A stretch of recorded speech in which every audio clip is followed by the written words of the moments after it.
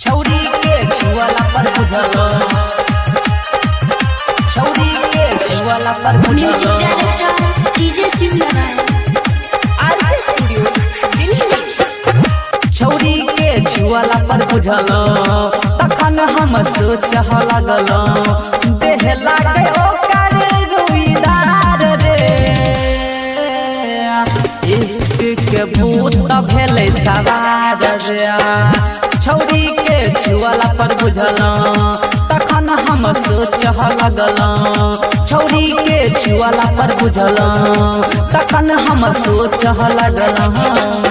अभी आप सुन रहे हैं तखन हम सोचह लगलो, डीजे शिवनारायण को। सोचह लगलो।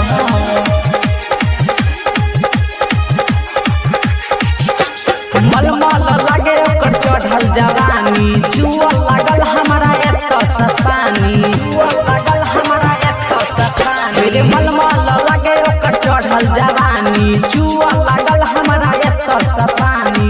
सटा देलिए अखन यारी यार रे।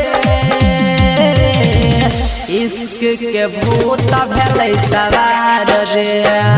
छौरी के छुआला पर बुझलो, तखन हम सोचह लगलो, छौरी के छुआला पर बुझलो, तखन हम सोचह लगलो। छौरी के छुआला पर बुझलो, छौरी के छुआला पर बुझलो।